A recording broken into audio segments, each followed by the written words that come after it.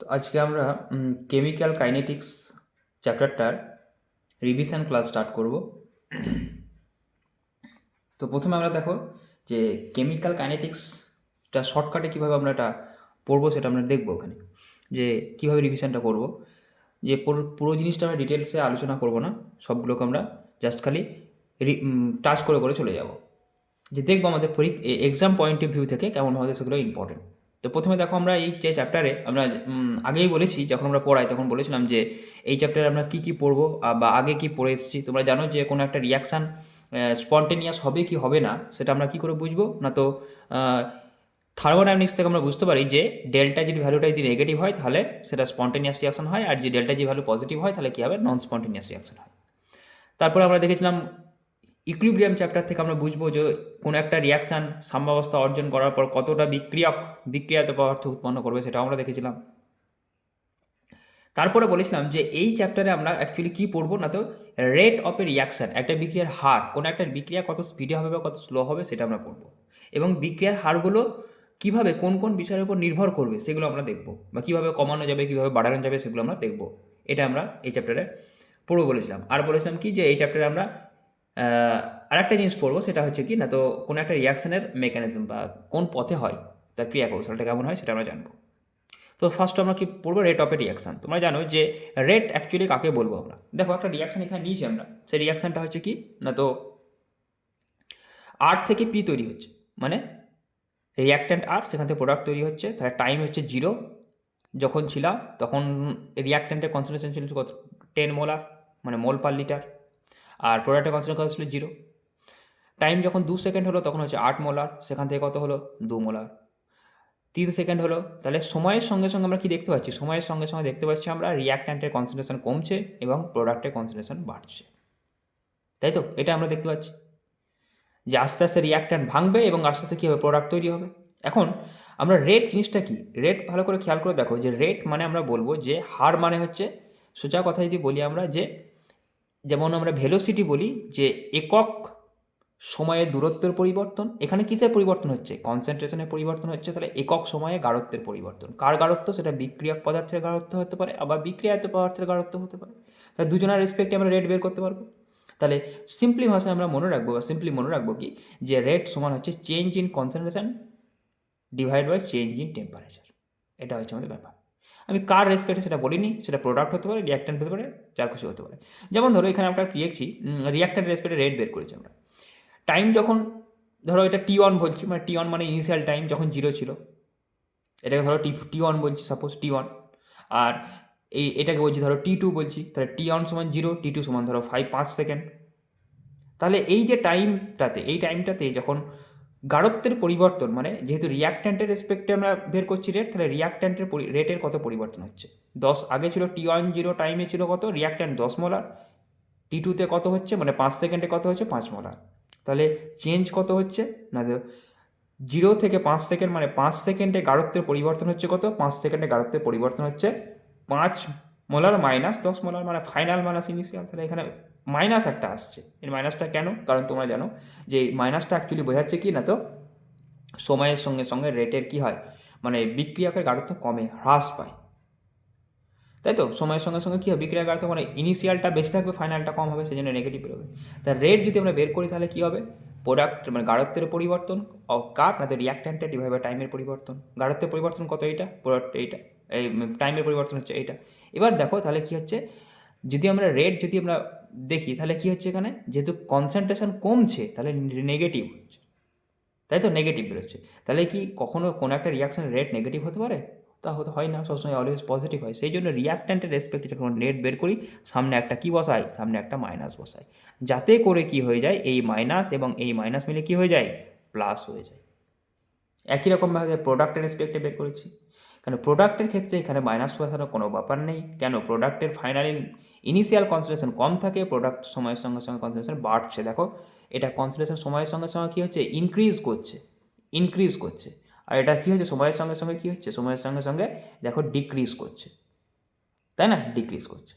তো তুমি এখান থেকে বুঝতে পারছো যে কি না, তো প্রোডাক্টের রেসপেক্টে কী হবে, তোমাকে যখন রেট বের করবে এবং রিয়াক্ট্যান্টের রেসপেক্টে যখন রেট বের করবে, দুটোর ক্ষেত্রে রেটটা একই বেরোবে, বাট রিপ্রেজেন্টেশনটা আলাদা। কেন? রিয়াক্ট্যান্টের রেসপেক্টে যদি রেট বলি করি, রেটটা সময়ের সঙ্গে সঙ্গে কী হবে? কমবে। মানে অ্যাকচুয়ালি রেট বলবো মানে কনসেন্ট্রেশনটা কমবে। সেই জন্য আমরা কী করবো? রিয়াক্ট্যান্টের রেসপেক্টে যখন রেট এক্সপ্রেস করবো, সামনে একটা মাইনাস বসাবো। ক্লিয়ার? তাহলে এই হচ্ছে ব্যাপার রেট। এবার দেখো এখানে একটা রিয়াক্ট্যান্ট থেকে একটা প্রোডাক্ট। এবার তোমরা জানো, আগেই বলেছি আমরা সবসময় রেট তো একটাই হবে রিয়াকশনের ক্ষেত্রে। রেট তো আর দুটো হতে পারে না বা তিনটে হতে পারে না। সেই জন্য আমরা যখন কি করব, যদি কোফিসিয়েন্ট, যদি ভালো করে খেয়াল করে দেখো কোফিসিয়েন্ট যদি কি হয়, কোফিসিয়েন্ট যদি তোমার কি হয়, আলাদা হয়। কোফিসিয়েন্ট যদি তোমার কি হয়, আলাদা হয়। যদি এখানে বলি যে কোফিসিয়েন্টের কথা বলা আছে, এই কোফিসিয়েন্ট যদি কি হয়, আলাদা হয়, তাহলে এই যে কোফিসিয়েন্টটা দেখতে পাচ্ছি যে এখানে সামনে কত আছে? 1, এর সামনে কত আছে? 2, এর সামনে কত আছে? 3। তাহলে কোফিসিয়েন্টটা হচ্ছে তোমার কি? আলাদা। তাহলে সোজা কথাই বলবো, এখানে আমরা সিম্পলি ভাষা দেখবো যে মানে 1 মোল এ যখন ভাঙছে তখন কত মোল বি ভাঙছে? 2 মোল বি ভাঙছে। কত মোল তখন সি তৈরি হচ্ছে? 3 মোল সি তৈরি হচ্ছে। তাহলে ভালো করে ভেবে দেখো যে এ এর ভাঙার হার বা বি এর ভাঙার হার এবং সি এর উৎপন্ন হওয়ার হার, মানে উৎপন্ন হওয়ার হাওয়া, যেটাকে আমরা বলি রেট অফ অ্যাপিয়ারেন্স, আর এদের হবে রেট অফ ডিসঅ্যাপিয়ারেন্স। এটা কি সমান হবে? না, হবে না, কারণ এরা সহগগুলো আলাদা। সেই জন্য রেট বের করার সময় আমরা কি করি? সামনে যে সহগটা থাকে, কোফিসিয়েন্টটা থাকে, তাকে ভাগ করে দিই। দেখো এর সামনে কত আছে? 1/1, তাই না? সেটা না লেখাই ভালো। রিয়াক্ট্যান্ট বলে অলওয়েজ মাইনাস। আমি তোমাকে বললাম রিয়াক্ট্যান্টের জন্য সবসময় কী করবো আমরা? রেট বের করে মাইনাস। এখানে সামনে কত? 2, হাফ। তাহলে এইভাবে আমরা যখন কোফিসিয়েন্টগুলো আলাদা হবে তখন আমরা এইভাবে আমরা রেটটা কী করবো? বের করবো। ঠিক আছে? এইভাবে আমরা রেটটাকে বের করব। তো এই হলো আমাদের ব্যাপার।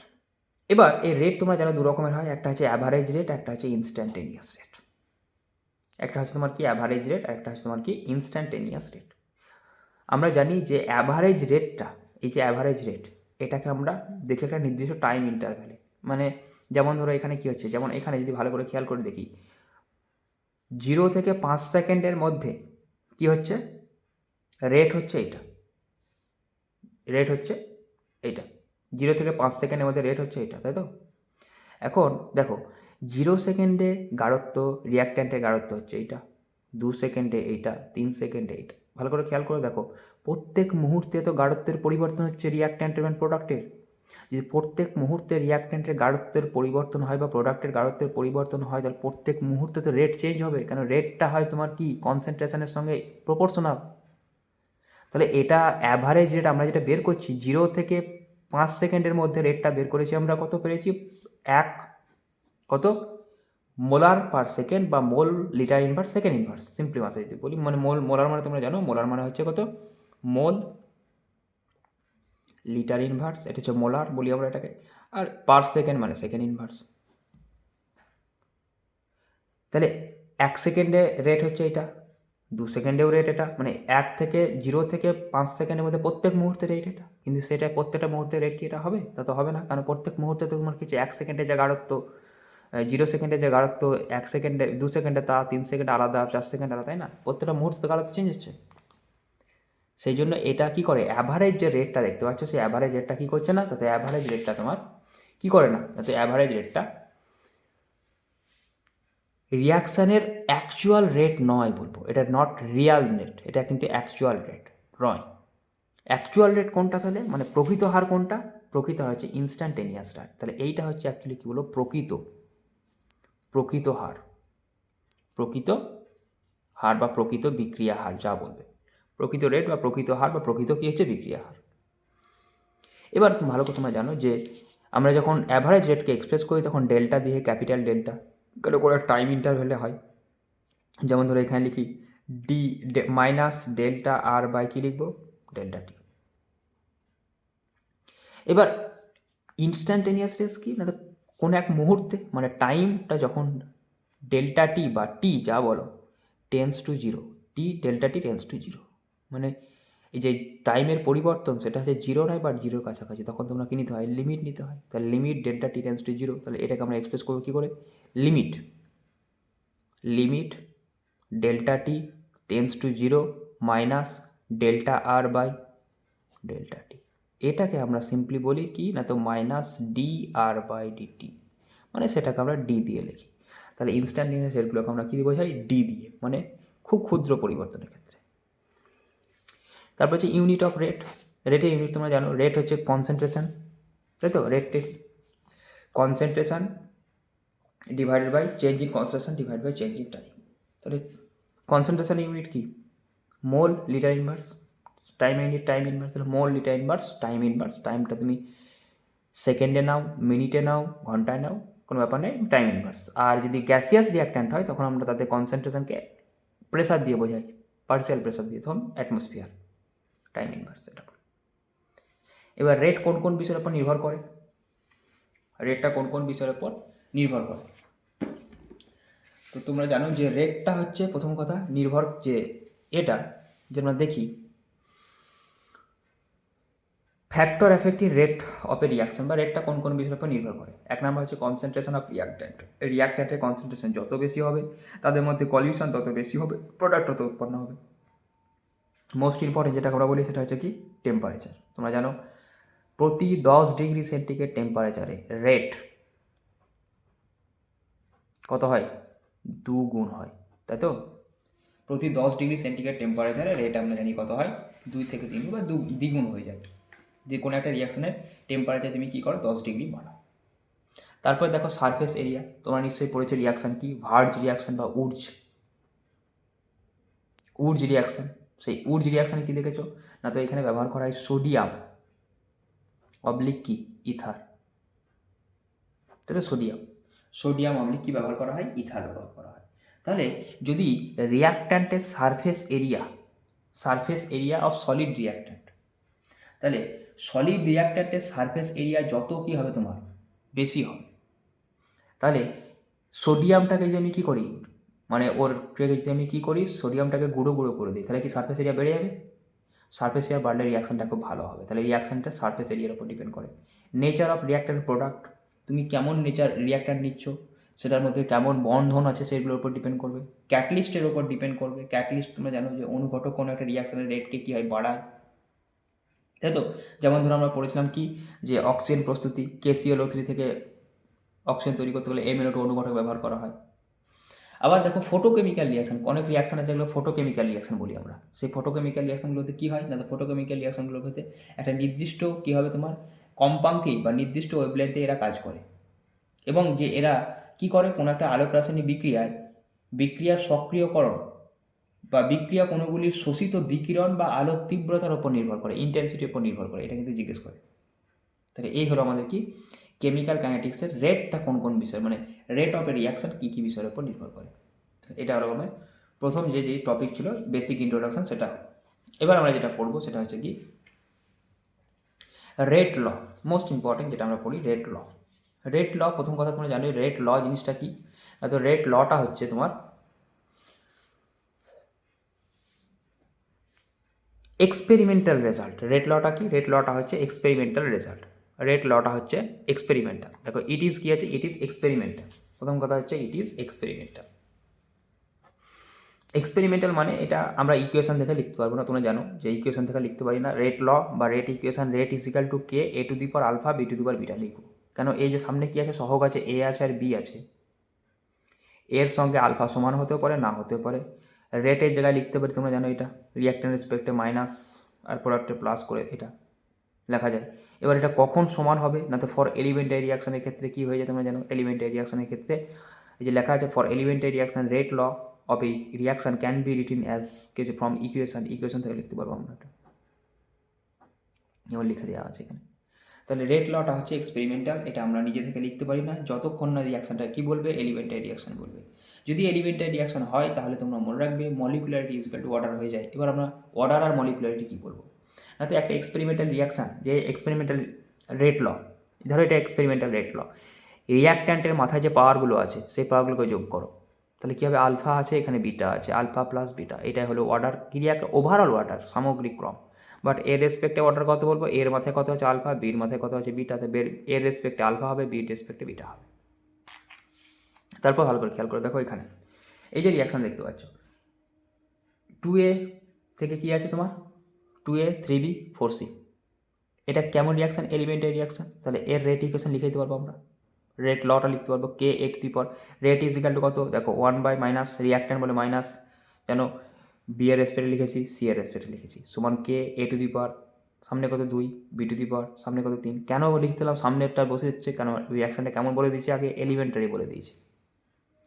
তাহলে এর মাথায় 2, বির মাথায় পাওয়ার কত 3, তাহলে এর রেসপেক্টে অর্ডার হচ্ছে কত 2 আর বি এর রেসপেক্টে হচ্ছে 3।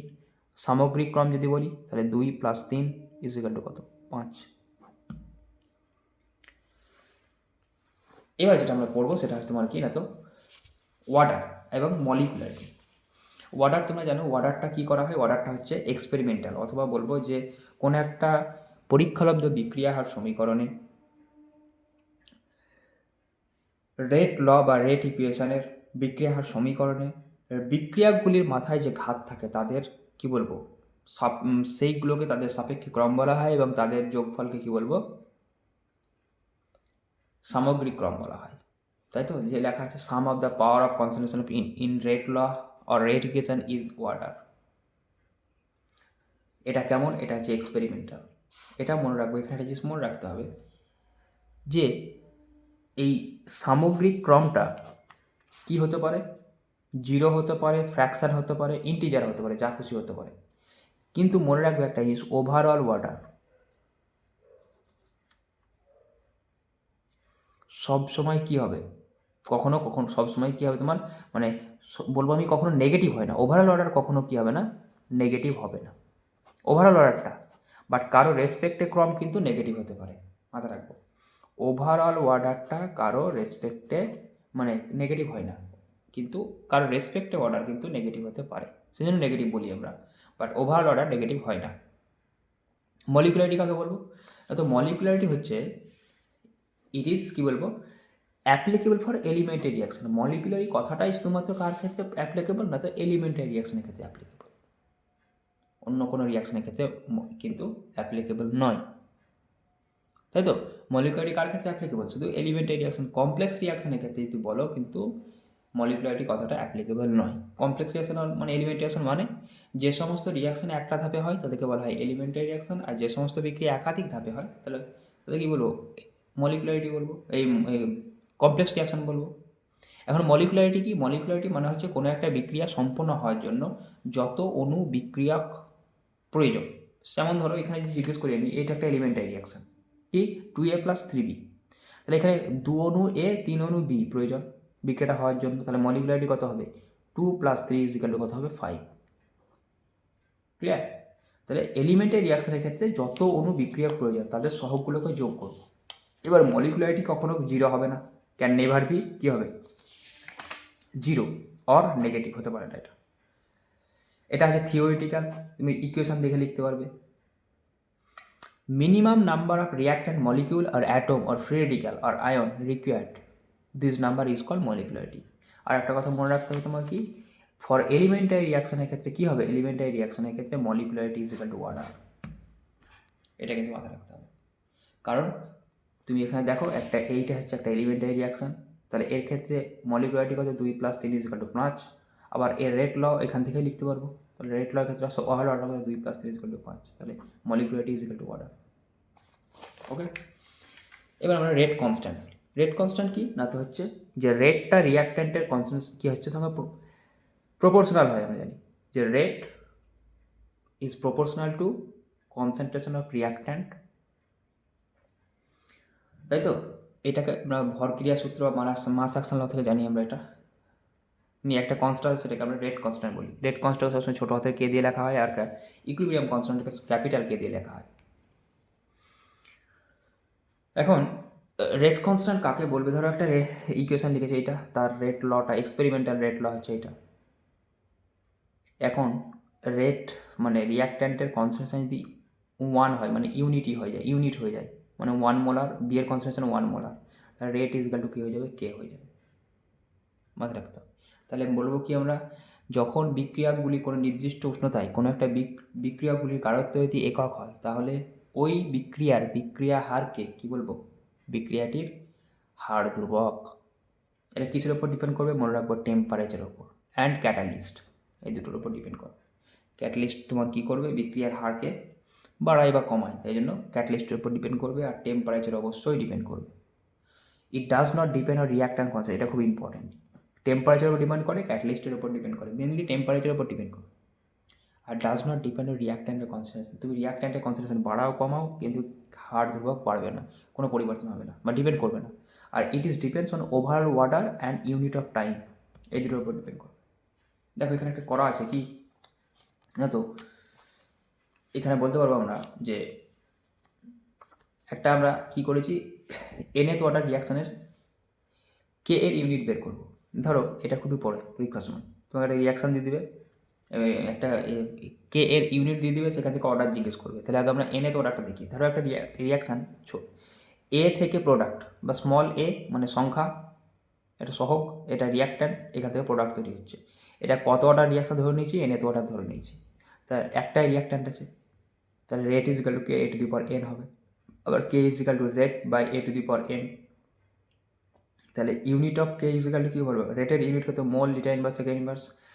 থার্ড ব্র্যাকেটে এ মানে কি? এটা কনসেন্ট্রেশন, তাহলে mole litre inverse to the power N, তাই তো? তাহলে এখানে মোল লিটার ইনভার্স, উপরেও দেখো মোল লিটার ইনভার্স, তাহলে এটা মাঝে কিছু নেই মানে 1 আছে, তাহলে এনটা উপরে উঠলে মাইনাস হয়ে যাবে, তাহলে mole litre inverse 1 minus N second inverse. এটা টাইম ইনভার্স, তুমি যা বসাবো, এখানে আমি সেকেন্ড নিয়েছি, তাহলে এইটা হলো তোমার ইউনিট। আবার কি জানি? 1 litre is equal two 1 decimetre cube, আমি লিটারের জায়গায় ডেসিমিটার কিউব বসে দিচ্ছি, তাহলে লিটার ইনভার্স আছে, ডেসিমিটার তুমি মাইনাস 3 হয়ে যাবে। এটাও একটা, আমাকে যখন যেটা দেবে তখন সেটা আমরা ইউজ করবো। আর যদি গ্যাসিয়াস হয় তাহলে কী হয়? এটা মোল লিটার ইনভার্সটা কিসে ইউনিট? কনসেন্ট্রেশনে, তাহলে তখন কী করবো? পার্সিয়াল প্রেসার ইউজ করি, তখন অ্যাটমসফিয়ার ইউজ করবো। তাহলে এটা হলো আমাদের কি ইউনিট। তাহলে এখানে মাথা রাখতে হবে, তোমাকে কোনো একটা কোশ্চেন তোমাকে দেবে এরকম করে, যে তোমাকে বললো হয়তো যে ডেসিমিটার টু দি পাওয়ার 3/2, ঠিক আছে? Decimetre two the power 3/2, mole two the power half, এরকম কিছু একটা দিল, নিয়ে সেকেন্ড ইনভার্স তোমাকে বললো এই যে একটা ইউনিট যুক্ত একটা বিক্রিয়ার ক্রম কত, তখন তোমাকে যেহেতু ডেসিমিটারে দিয়েছে তখন এর সঙ্গে কম্পেয়ার করতে হবে, এটাকে এইভাবে সাজিয়ে নিতে হবে, এমনভাবে লিখতে হবে যেন, ধরো এইভাবে লিখবে, এমন মোল ডেসিমিটার টু দি পাওয়ার -3 লিখে নেব। লেখার পর এখানে এমন কিছু করব যাতে ঘুরে গুণ করলে যেন এইটা আসে। তাহলে কত গুণ করতে হবে? এখানে এটা মাইনাস করে দিচ্ছি, তাহলে কত হবে? হাফ। ভালো করে খেয়াল করে দেখো, যদি হাফ দিয়ে গুণ করি আমি, তাহলে দেখো এটা আসবে, মোল টু দি পাওয়ার হাফ হবে যে, আর ডেসিমিটার টু দি -3 হয়ে যাবে, তাই না? নিয়ে সেকেন্ড ইনভার্স। তাহলে যদি এটার সঙ্গে আমি কম্পেয়ার করি তাহলে কী বলবো? 1 minus N is equal two হলো হাফ। তাহলে এন ইজ ইকাল টু কত হচ্ছে? এন ইজ ইকাল টু হচ্ছে 1 মাইনাস, এটা এদিকে গেল প্লাস, হাফ মানে হচ্ছে হাফ, তাহলে হাফ অর্ডার রিয়াকশন এইভাবে বের করবো।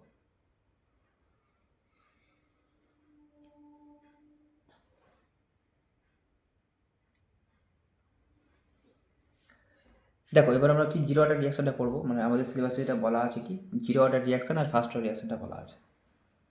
তো জিরো অর্ডার রিয়াকশনের আমরা ডিফারেন্সিয়াল ইকুয়েশন, ইন্টিগ্রেটেড রেট ল, এগুলো আমাদেরকে দেখতে হবে। Half life, complete life, quarter life, এগুলো আমাদেরকে দেখতে হবে। তো জিরো অর্ডার রিয়াকশন দেখো এখানে, তো জিরো অর্ডার রিয়াকশানে এ থেকে বি একটা ধরি যে রিয়াকশান, সেখানে আমি জিরো অর্ডার রিয়াকশান ধরে নিয়েছি, তাহলে আমরা লিখে নিতে পারবো রেট মানে কত? -dA/dt is equal to K A to the power 0, কারণ আমরা অর্ডারটাই জিরো ধরে নিয়েছি। তাহলে কী হবে? একটাই তো রিয়াক্ট্যান্ট, তাহলে একটা রিয়াক্ট্যান্ট যদি হয় মাথায় যা অর্ডার সেটাই থাকবে, সেটা বসিয়েছি। তাহলে এ টু দি পাওয়ার 0 মানে কি? 1, তাহলে সমান কে। তারপরে কী করেছি? এখান থেকে আমরা কি ডিটিটাকে গুণ করে দিয়েছি, নিয়ে আমরা বলেছি যখন 0 তখন ধরে নিয়েছি কনসেন্ট্রেশন মানে ইনিশিয়াল কনসেন্ট্রেশন A0, টাইম যখন t তখন এ ধরে নিয়েছি, নিয়ে ইন্টিগ্রেশন করেছি। ইন্টিগ্রেশন করার পর বসিয়েছি, নিয়ে আমরা পেয়েছি এখানে কি A0 মাইনাস এ বা A0 মাইনাস এটি সমান হচ্ছে কেটি, এটা। তাহলে এইটা হলো জিরো অর্ডার রিয়াকশানের ইন্টিগ্রেটেড রেট ল। এবার এখান থেকে তুমি যদি বসাও তাহলে এখান থেকে টি হাফ পেয়ে যাবে কত? টি হাফ সমান পেয়ে যাবে, যদি এর জায়গায় কি হয়, টি হাফ মানে কি, যখন টাইম যখন অর্ধেক হবে তখন যা নিয়েছিলে ইনিশিয়াল কনসেন্ট্রেশন কত নিয়েছিলে, এটা তো কনস্ট্যান্ট ফিক্সড, চেঞ্জ করতে হবে এটা, মানে এটিটা টাইমের সঙ্গে সঙ্গে চেঞ্জ হবে। তা টি যখন টি হাফ তখন এ সমান কত হবে? A0/2, তাহলে অ্যাকচুয়ালি বেরোবে টি হাফ সমান কত? A0/2কে। আর টি কমপ্লিট সমান কত বেরোবে? A0/K। এটা একই রকমভাবে তুমি যদি ভালো করে খেয়াল করে দেখো যে T12 বা যদি আমরা বলি যে T3/4 মানে 75%। 75% যদি দেখি আমরা, তা 75% মানে যে যতটা রিয়াক্ট্যান্ট ছিল তার কত পার্সেন্ট সম্পন্ন হয়েছে? 75%। মানে 25% পড়ে আছে। তাহলে সেখান থেকে আমরা যদি দেখি তাহলে কত হবে এটা? এটা হবে A0 মাইনাস কত পার্সেন্ট সম্পন্ন হয়েছে? A0 তোমার ছিল, কত পার্সেন্ট হয়েছে সম্পন্ন হয়েছে?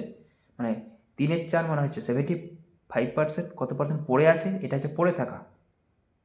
এটিটা আমরা জানি টি টাইপের রিয়াক্ট্যান্টের কনসেন্ট্রেশন। কতটা রিয়াক্ট্যান্ট পড়ে আছে? না তো 25%। 25% মানে হচ্ছে A0 কত? 4 ডিভাইড বাই কত? এখানে হবে কে। তাহলে হচ্ছে A0 মানে 3A0, তাই তো? 3A0/K, 4K actually, 3A0/4। তাহলে এটাকে যদি আমি লিখি তাহলে কী লিখব? 3A0,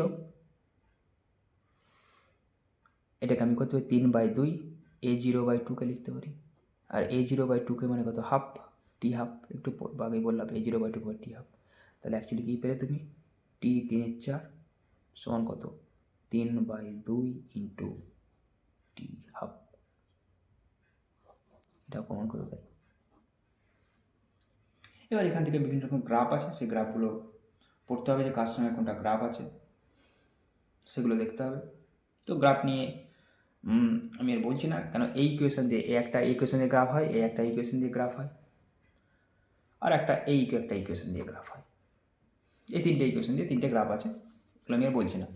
এবার ভালো করে খেয়াল করে দেখবে, যদি এখানে আমরা রিয়াকশানটার ওপর কিন্তু ডিপেন্ড করবে তুমি রেট ইন্ডিকেটর রেট লগ কী হচ্ছে। এখানে দেখো রিয়াক্টার নিয়েছি এ, তাই তো?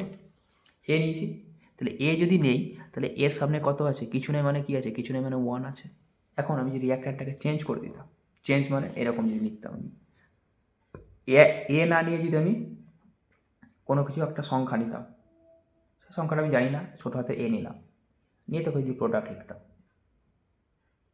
পিডিটি বা প্রোডাক্ট, সেটা 2A হতে পারে, 3A হতে পারে, জানি না বলে ছোটো হাতের এ ক্যাপিটাল এ নিলাম, এটা হচ্ছে রিয়াক্টার। তখন কিন্তু যে রেট লিখি, তার রেট কত হবে? 1/A, সামনে যা থাকে সহগটা কী হয়? ভাগ হয়ে যায়, রিয়াক্টার বলে সামনে মাইনাস, DA/ কত? DT ইজিক্যাল টু কত হবে? কে, তাই তো? A⁻0, মানে যেখানে 0 অর্ডার রিয়াকশন যেহেতু, তাহলে সমান কী হবে? কে। তাহলে এটা হলো তোমার কি ডিফারেন্সিয়াল ইকুয়েশন। ইন্টিগ্রেটেড রেট ল তোমরা করে দেখবে কী বেরোবে। আমরা পেয়েছিলাম কেটি, তাই তো? তাহলে এখানে এ দিয়ে ভাগ হয়ে যাচ্ছে, তাহলে এখানেও সেম জিনিস, তাই কী হবে? কেটি সমান A0 মাইনাস এটি বা এ যা বলবে, টি টাইমে কনসেন্ট্রেশন যা ধরবে, ডিভাইড বাই এ হয়ে যাবে, সামনে যা থাকবে সেটা ভাগ হয়ে যাবে। T12 সমানও তাই জিনিস, কী বেরোবে? A0 বাই কী পেয়েছিলে আগে? 2K পেয়েছিলে, এবার 2AK করে দেবে। কমপ্লিট লাইফ তাই জিনিস, কমপ্লিট লাইফ কী হবে? টিসি সমান কত হবে? A0 বাই কী হবে? AK হবে। এখানে আগে ছিল শুধু কে ছিল, এখন AK হবে। ওকে, তাহলে এরকমভাবে আমরা এগুলো করবো। এবার এখান থেকে অঙ্ক, বিভিন্ন রকম অঙ্ক পড়বে, গ্রাফ পড়বে, সেগুলো দেখতে হবে। এবার যেটা আমরা দেখবো first order reaction. First order রিয়াকশানে ইন্ডিকেটর রেট লটা খুব ইম্পর্টেন্ট। ধরো একটা রিয়াকশান এ থেকে ধরো পি, এ থেকে ধরো তোমার হচ্ছে কি পি, ঠিক আছে? এ থেকে পি, তাহলে এ থেকে পি একটা রিয়াকশান, এটা কেমন? না তো ফার্স্ট অর্ডার, আমি ধরে নিচ্ছি এটা ফার্স্ট অর্ডার। তাহলে আমরা কী লিখবো? মাইনাস DA/DT ইজিক্যাল টু কত হবে? কে এ। এখান থেকে যদি আমি কী করি, এখান থেকে যদি আমি এর ইন্টিগ্রেশান করি, তাহলে ইন্টিগ্রেশান করলে যে রেট লটা পাবো সেটা হচ্ছে কি, আমি একবারে বলে দিচ্ছি, আমি করছি না এটা, ln A0/A is equal two KT, এটা পাবো। যদি এর ইন্টিগ্রেশান করি, লিমিট বসিয়ে A0/A, A0টা হচ্ছে টাইম 0তে কনসেন্ট্রেশন, এটা হচ্ছে টাইম টিতে কার কনসেন্ট্রেশন? রিয়াক্ট্যান্টের কনসেন্ট্রেশন। যেটা এটি বলতে পারো বা এ বলতে পারো, যা খুশি করতে। এবার এলএনকে যদি জিরো করতে হয়, লগ করতে হয়, 2.3 যদি গুণ করতে হয়, তাহলে অ্যাকচুয়ালি বেরোবে কত, কেটি ইজ ইকাল টু বেরোবে 2.303 লগ এ নট বাই এ বা এ নট বাই এটি, যা খুশি বলতে। এবার এখানে যদি আমি কী করি, আর একটা ইকুয়েশন ফর্ম আছে, সেটা হচ্ছে k t is equal to 2.303 log, এগুলোকে আমি আর করছি না, ডিরাইভ করছি না, এগুলো করা আছে যেহেতু, এগুলো কিন্তু ডেরিভেশন পরীক্ষার সময় পড়বে। এখানে কনসেন্ট্রেশন কী ধরে নিচ্ছে দেখো, এখানে কনসেন্ট্রেশন এটা হচ্ছে কি, এটা হচ্ছে ইনিশিয়াল কনসেন্ট্রেশন, ইনিশিয়াল কনসেন্ট্রেশন, আর এক্সটা হচ্ছে কি, decrease in concentration of reactor, মানে রিয়াক্ট্যান্টের যে কনসেন্ট্রেশনের হ্রাস, বা বলবো আমি হ্যাঁ ডিক্রিজ, সোজা কথা বলি হচ্ছে রিয়াক্ট্যান্টের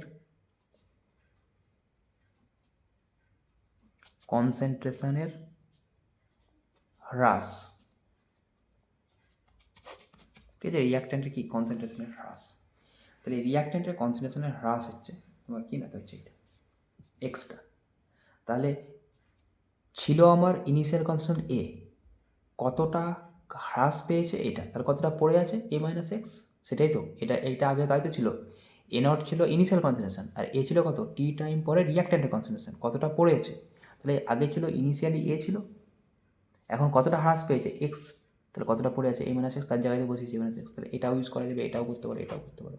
এবার এখানে তোমরা নিশ্চয়ই জানো যে এটাকে আমি যদি এই ফর্মে ইউজ করি, যদি এটাকে আমি করে দিই কি, উল্টে দিই, মানে ln a by a naught যদি করে দিই, তো তোমরা জানো এটা কী হয়ে যায়, যেহেতু এলএন আছে বলে কি মাইনাস কেটি হয়ে যাবে, আর এটা এলএন তুললে কি হয়ে যাবে, এটা ই টু দি পাওয়ার হয়ে যাবে, এখানে এলএন মানে বেস কত ই, তাহলে অ্যাকচুয়ালি পেলে তুমি কত, এ ইজ ইকাল টু বা এটি ইজ ইকাল টু যা বলো A zero into E to the power minus Katie.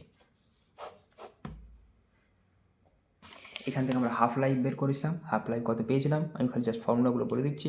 এখানে আমি এই সমীকরণে কী বসাবো, এর জায়গায় এ জিরো বাই টু বসাবো।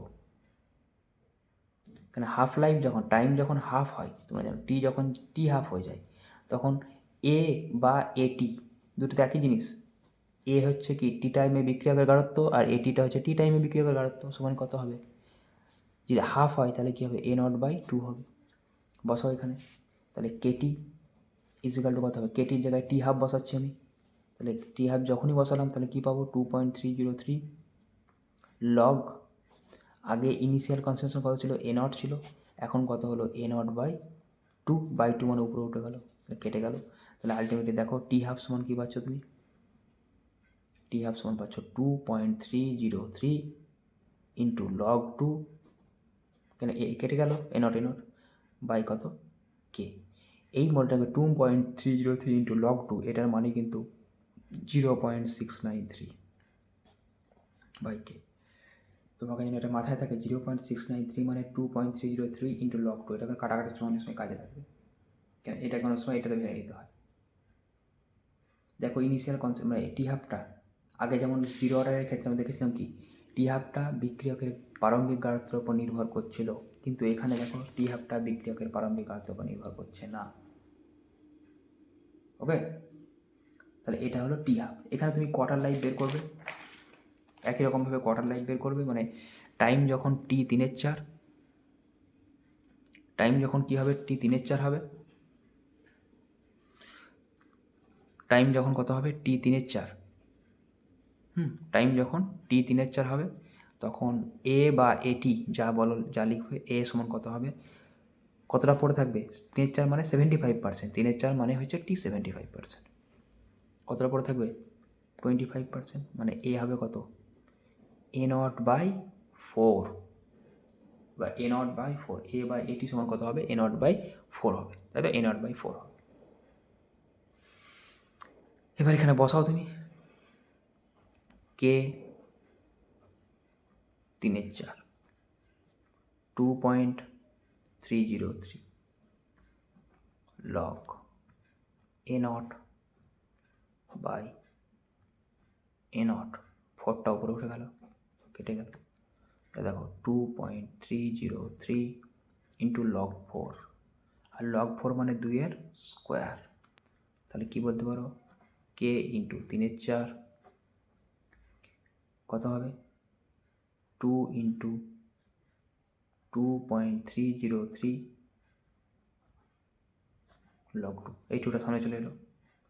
তাহলে টি 3-4 সমান কত হচ্ছে, 2 ইন্টু কত, 2.303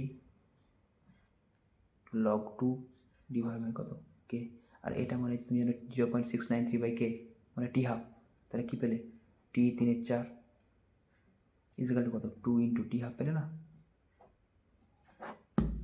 দেখো তো ভালো করে দেখো তো, আগে পেয়েছিলাম কত, টি 3-4 জিরো অর্ডারের ক্ষেত্রে টি 3-4 সমান কত, 3/2 টি হাফ পেয়েছিলাম। এখানে কি পেলাম, তাই না। তাই এর মানে এখানে যদি দেখি আমি যে 75% সম্পন্ন হতে অর্ধেক যা সময় সম্পন্ন হতে যা সময় লাগে তার দ্বিগুণ পরিমাণ সময় লাগবে। কারণ আমরা দেখব যে প্রথম ক্রম বিক্রিয়া সম্পন্ন হওয়ার জন্য অসীম সময়ের প্রয়োজন। কেন, কারণ ভালো করে খেয়াল করে দেখো, আমরা আগে সমীকরণ একটু দেখেছিলাম এটি বা এ যা ইজকাল টু হলো A0 ইন্টু কী হয়, e⁻ KT হয়। টি যখন ভালো করে দেখো, টি যখন টি কমপ্লিট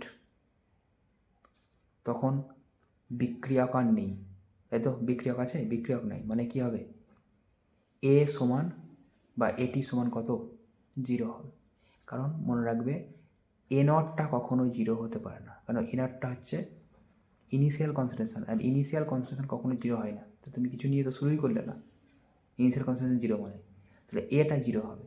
তাহলে এটা 0 যদি হয় তাহলে এখানে লিখতে পারি a0 ইন্টু e⁻KT সি সমান কত লিখবো, a0 এটা 0 হবে যখন টাইম JTC হয়। এবার দেখো দুটোর গুণফল 0 মানে a0 তো 0 হতে পারে না, আগেই বললাম। তাহলে এটা 0, e⁻ কত, KTC সমান 0। এবার এইটা তখনই সম্ভব যদি TC সমান কত হয়, ইনফিনিটি হয়। ওকে, তাহলে এটা অসীম সময়ের প্রয়োজন হবে। এখান থেকে অনেক গ্রাফ আছে, সেই গ্রাফগুলো করতে হবে।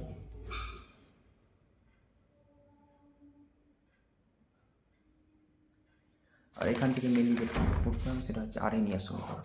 আমি আরএনএর সমীকরণ বলে দিচ্ছি। আরএনএর সমীকরণটা হচ্ছে কি,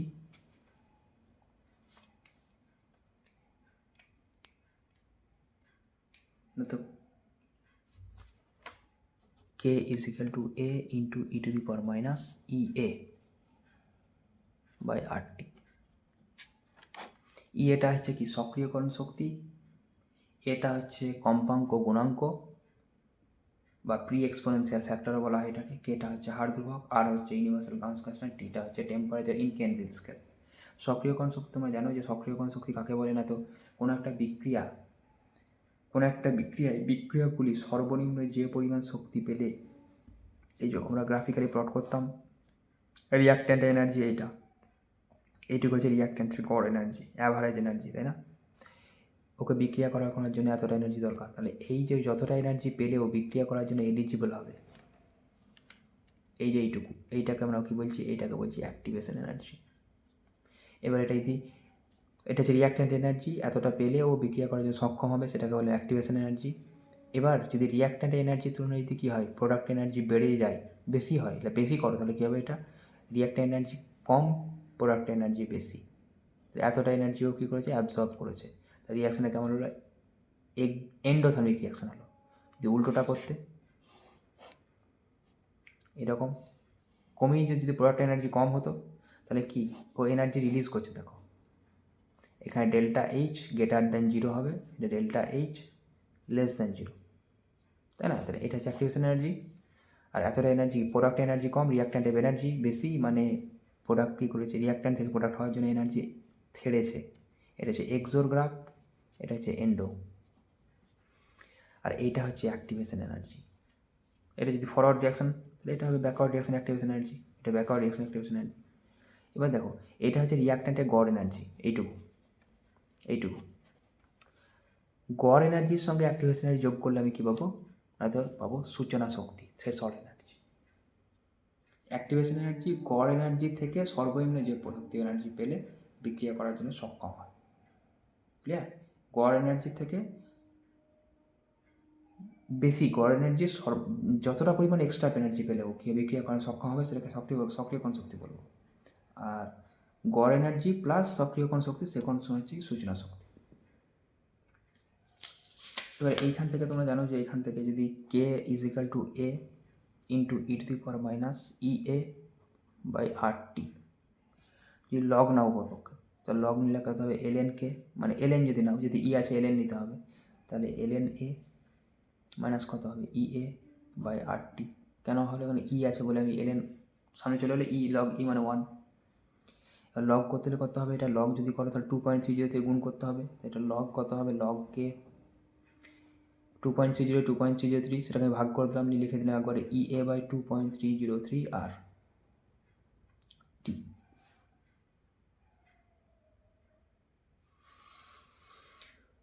ওকে, তাহলে এটা হচ্ছে সমীকরণ। এবার এখান থেকে তুমি যদি দুটো আলাদা আলাদা টেম্পারেচারে করো তাহলে log k one log k two by k one সমান কত আসবে ই এ বাই 2.303 আর করে দেখে নেবে এগুলো 1 by k two by k one করেছি, তাহলে t one minus t two হবে। এখান থেকে অঙ্ক পড়ে, এখান থেকে অঙ্ক পড়ে, এখান থেকে গ্রাফ পড়ে, এখান থেকে অঙ্ক পড়ে, এগুলো মাথায় রাখতে হবে।